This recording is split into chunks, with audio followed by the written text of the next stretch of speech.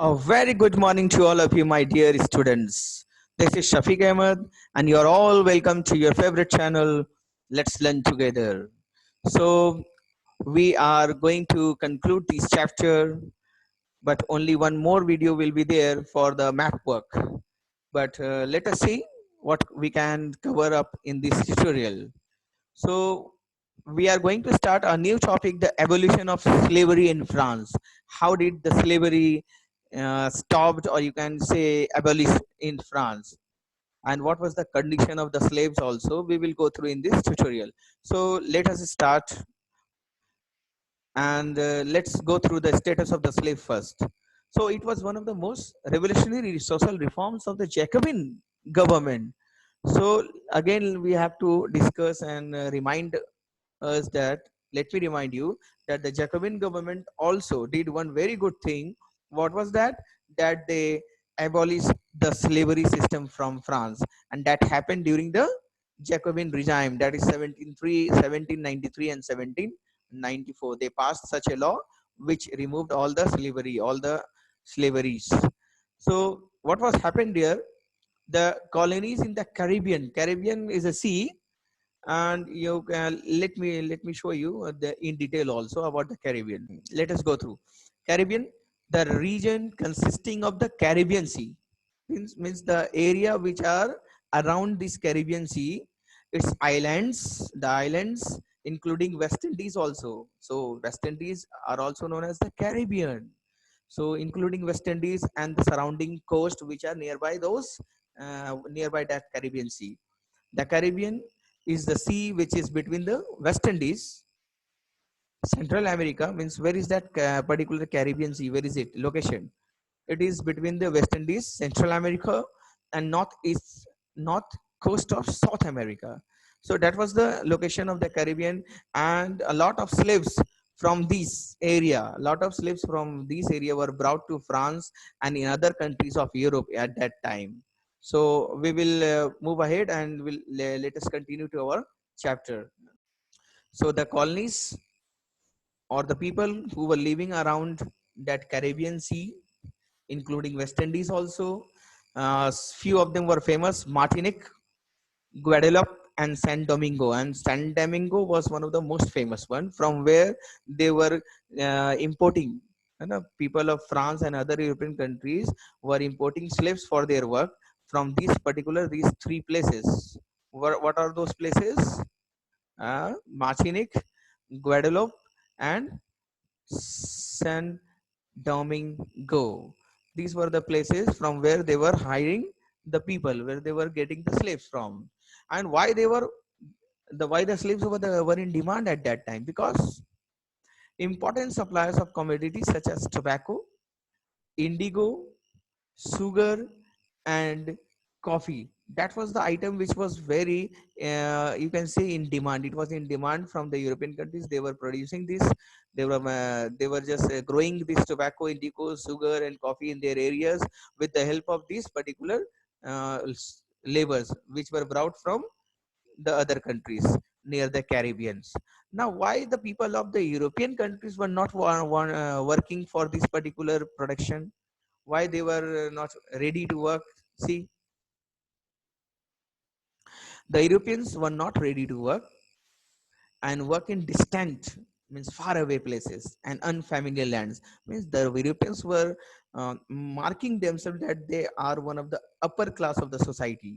So they will not work for this in the field of tobacco, in the field of sugar plantation, tea and coffee plantation area, sugar factories. They were not ready to work and go away from their house. They do not want to leave their families also, the Europeans. So what they wanted, that they need some type of slave people who will work for them and they will earn. So which resulted in the shortage of labor of plantation, because the people in the Europe were not ready to work.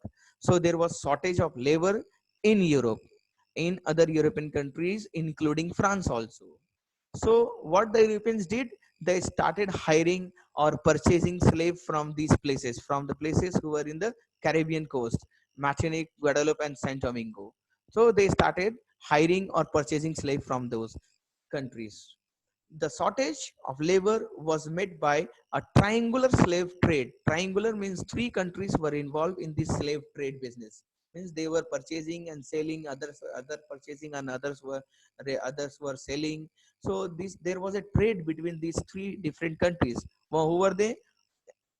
Europe, Africa, and America. They were involved. People from Europe, people from Africa and America were sent to these particular countries like France and other countries as a slave. They were hired from there, or you can say they are kidnapped from other countries and they are sold out to these European countries to meet the shortage of labor on the plantation field.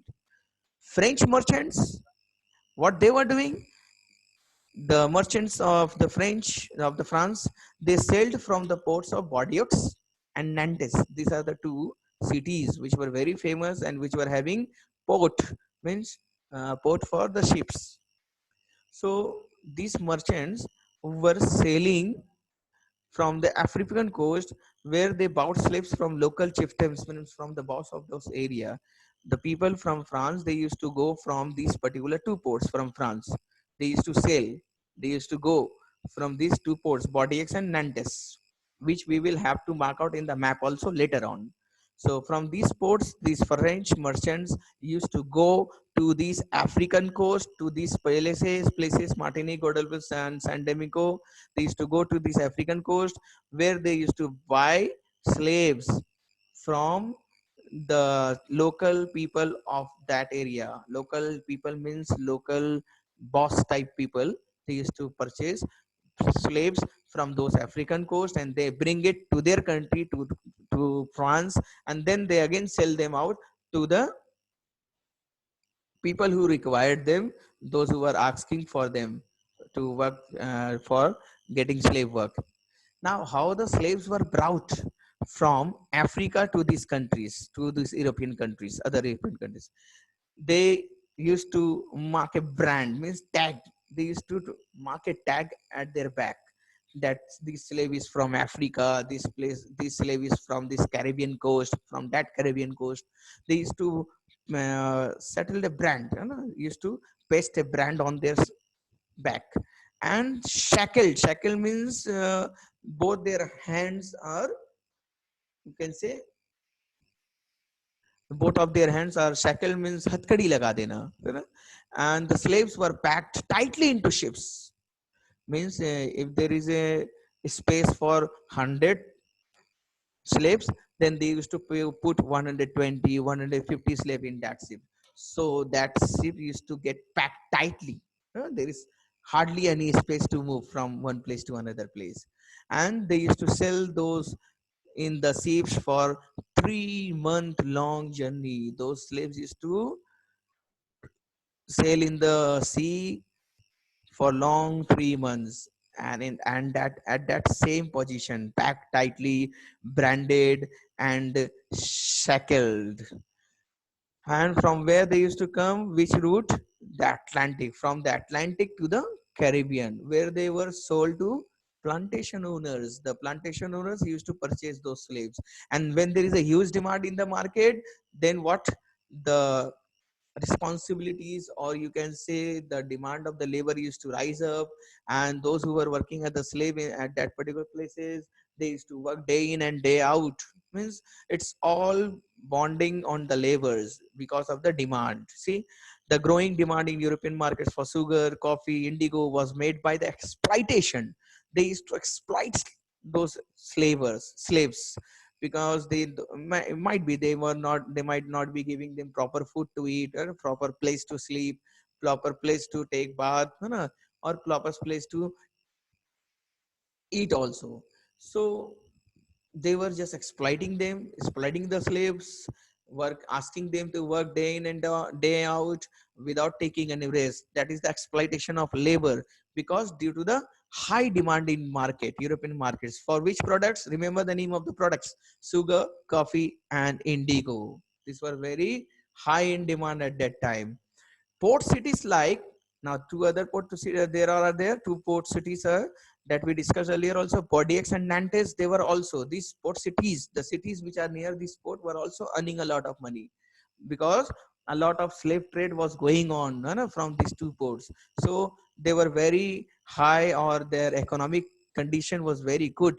The cities which were near these two ports, Bodix and Nantex, because of this flourishing slave trade. So that was the status of the slaves. Now we will have to see that how did they get the freedom. Action of the government. See, the National Assembly, which was newly formed in 1791, held long debates whether the rights of man should be extended to other French people also, including those who were living in the colonies as a slave. So they were just holding debates. They were not taking any action. The members of the National Assembly, the legislature group, were just having debates whether they should free those people also who have been brought into their country as a slave, whether those people are also required to get freedom. Just they were having debates. They were not passing any laws. See, it did not pass any laws. Why they were not passing any law? There was one great reason over here, because they feared from the opposition of businessmen. Because we know that they were the only people, the rich people were paying the taxes, the poor people were not able to pay taxes, and they were out of the range of getting the right to vote also. So the people who were good businessmen, rich businessmen, they were doing the business of slave trade. So if the assembly will pass any law against the slave trade, then their business will get disturbed. The business of those rich businessmen will get disturbed, and they would not pay the taxes to the government. That is the reason the government was not able to pass any law against the slave trade. So just they were having debates. But it was finally the convention, that is after the execution of Louis XVI, the Jacobin government, they renamed the National Assembly as the Convention. The National Convention was the full name.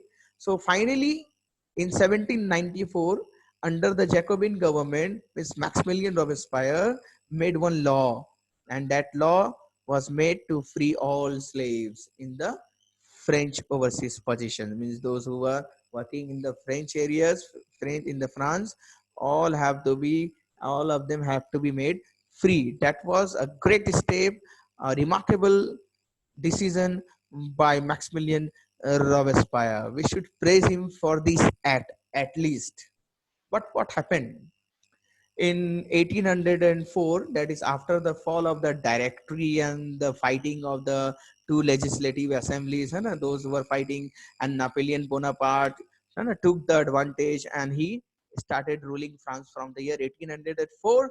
And what he did, he reintroduced slavery. Means he suspended that particular law which was made by Maximilian Robespierre.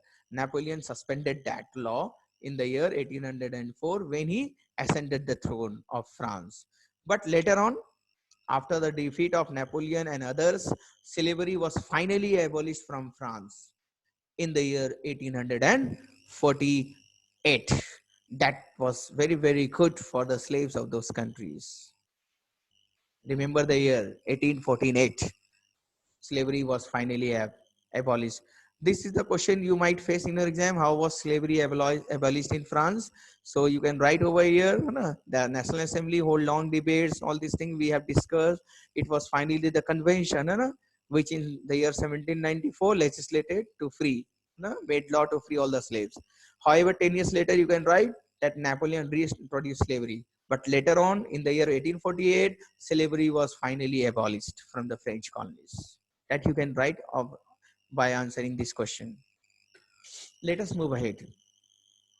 The abolition of censorship. Now, what is that? The abolition of censorship. Censorship means what? Censorship means prohibition, means stopping something. Prohibit means stopping. Prohibition of any parts or full of books, films, news, etc. that are considered improper. If you are going to publish one movie, publish one book or newspaper, whatever you want to publish in open. Publish means what? You are going to publish it in the public, among the public, means the whole country. And if it is considered improper, means if it is not proper, if it is against the authority, if it is against the government, or if it is politically unacceptable, it is if it is unacceptable, or if it is a threat to us, to the security of the country, then such articles will not be allowed to publish among the public.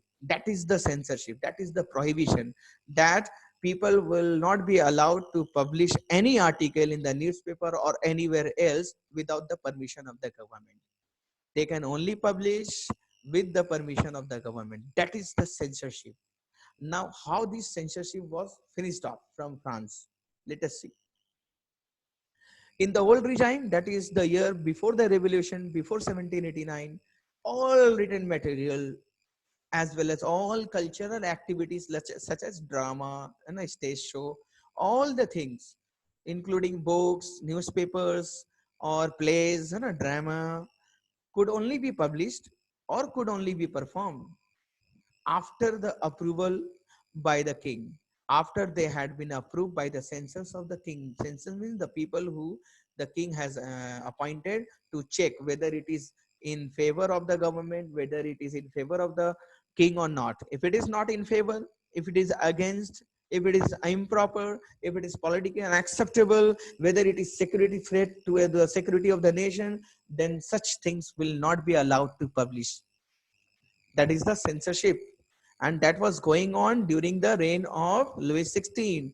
Before the revolution, that was the thing going on. There was a censorship throughout the country, that they cannot publish anything without the permission. But after the declaration of the right of man and citizen, they declared that everyone is free to give or express their views. Everyone is free to declare, everyone was declared that freedom of speech everyone is having, and they can express their views as a natural right. That was the right given to them as a natural right. Means now no one can take this right of expressing their views either by writing or either by publishing. They cannot, no one can take that right from them. This was written in the Declaration of the Right of Man and Citizen, and at then and there the censorship ended for the people. Now no one has to take any permission from the king or anyone before publishing anything or expressing their views. What happened in France after this declaration? Newspaper, pamphlets. Have you seen pamphlets? Let me show you one example of pamphlet. You can see here a few of the samples of the pamphlet. So people started publishing or expressing their views with the help of newspaper, with the help of pamphlets and other materials, magazines, journals, etc., etc. They were using books, printed pictures also. That all flooded the town of France, and from the town of France, it all is spread throughout the countryside, means the villages also. It went to the villages also in the form of newspaper, books, pamphlets, printed pictures.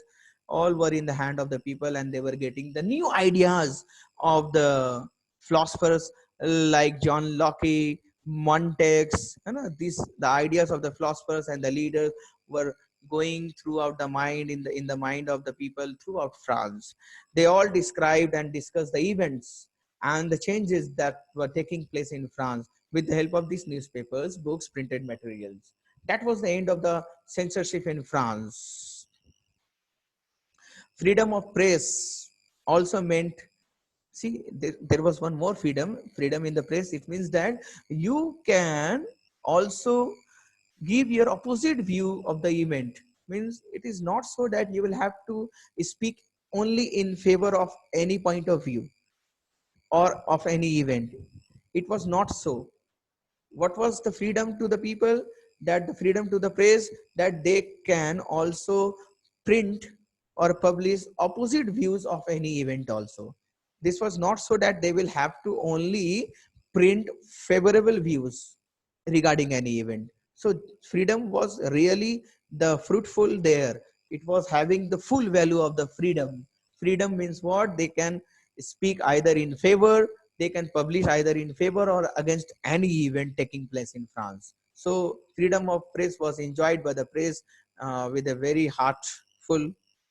Each side, see, if there is a disagreement between two people, then everyone was able to give their own view, put their own views, and every other side used to convince other side through the medium of print. Means suppose someone has printed in favor of any event in the press through the newspaper, then other party who are not ready with that particular thought or the favorable point of view, then they were printing against it also.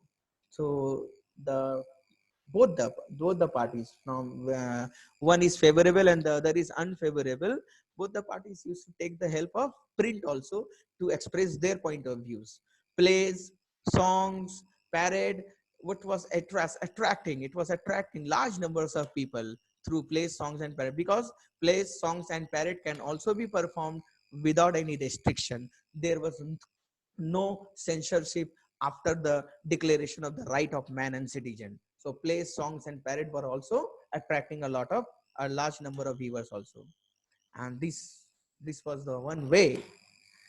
This was the one way, means the play, the what are the ways? Plays, songs, parades, newspaper, pamphlets, books, all these were the ways which were showing, which were sharing or grasping the identifying the ideas of liberty or justice through the ideas of the political philosophers, which they wrote in text, which they cannot express their views by just talking or convincing face to face all of them. So these philosophers took the help of these plays, songs, parade, newspaper, books, and many other articles.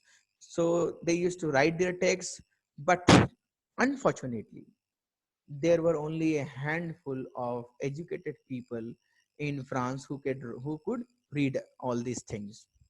So those who could not read, they used to listen from the others what is written in the newspaper or what is there, and that also attracted a lot of people to get education, so they can also go through the ideas, they can also, so that they can also read the books and other articles from their own self also. So that was also one of the reason why people were attracted towards education also. Let us move ahead to our next and last topic, that is the conclusion. Napoleon Bonaparte, what he did in his country. In 1804, Napoleon Bonaparte, after that Maximilian Robespierre government, Napoleon Bonaparte, after the directive rules in France, Napoleon Bonaparte got the chance and he crowned himself as the Emperor of France. He did a lot of good things also. Let us see what he did. The one negative thing that he did was that he reintroduced slavery. But let us see some of his positive aspects also and negative as well. Napoleon conquered neighboring European countries from the year 1804. He was there in France till 1815. So during this time, from 1804 to 1815, he conquered neighboring European countries. He dispossessed, means he finished off many dynasties, and he created his own kingdom where he used to place members of his own family only. Means he don't trust others. He was just having a trust on the members of his family only. So he was placing the members of his family in the newly created kingdoms which he was acquiring by war. Napoleon introduced also many laws, such as the protection of private property. It means what? If you are having a private property, then no one will be able to take your private property from you by force or by any law also. So he introduced this law that if you are having a property, then it will be yours only. He also introduced uniform system of weight and measures. Means at that time in France, there were different units of measurement and weight also, such as 1 kilogram. We know that 1 kilogram equals to 1000 gram.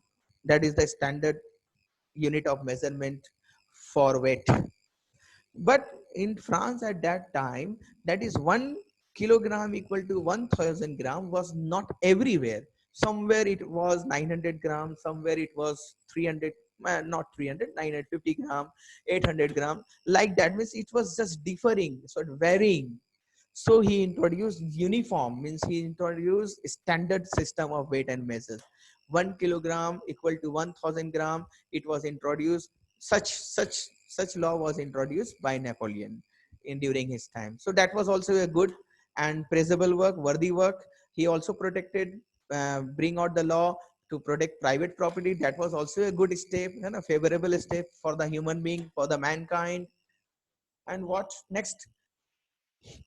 Napoleon, because of these activities, was seen as a liberator. Means people were saying in him that he is a man who can rescue them, who can get them free from all the difficulties. People were thinking such, having a very positive thinking for Napoleon. For Napoleon, people were thinking that he is the person who would freedom, who would bring freedom for the people.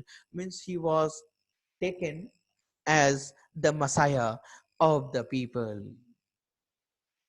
So he was having a very good image. A good image means positive image. But on the other hand, the Napoleonic armies, they were viewed everywhere as an harassing force. Napoleon was good in these activities, but not his armies. His armies were very threatening and attacking to the people. You might say that they were not acting as human with the human beings. They were very harsh with the people. So there were two different point of views regarding the Napoleon and regarding the armies of the Napoleon. Napoleon was finally defeated at the Battle of Waterloo, which is at present known as Belgium, which is at present in Belgium. And Napoleon was defeated at this battle in the year 1815. Means he ascended the throne in 1804, and now he lost the battle in the year 1815. The ideas of liberty, democratic rights were two most important gift of the French Revolution. The idea of liberty, the idea of freedom, the idea of equality before the law, the democratic rights, these ideas were the gift of the French Revolution. And for whom these gifts were? These gifts were for the whole world, throughout, to the rest of the Europe, to the people of France. And it was also a gift for the people who came to know that feudal system should also be abolished. There should not be such any system, like feudal system. So you might be asked in your examination, write about to gift or write about to important legacy of the French Revolution. And what you will have to present, that the idea of liberty and democratic rights were the most important gift was given to the rest of the world by the French Revolution, by the people of France. This was the gift to all of them that we all are enjoying nowadays also, the idea of liberty and democratic rights.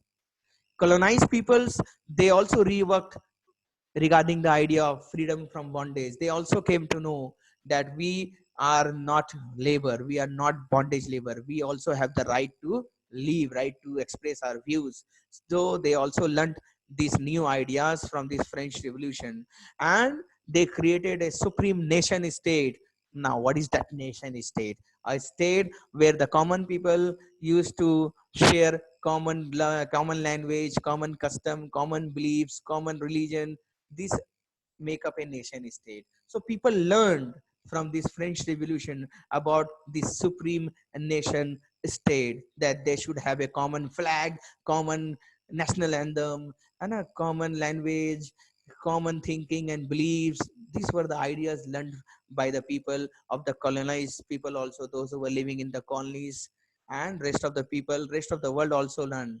And from our country, Tipu Sultan and Raja Ram Mohan Roy also learned from this French Revolution a lot, and they brought these ideas into India through their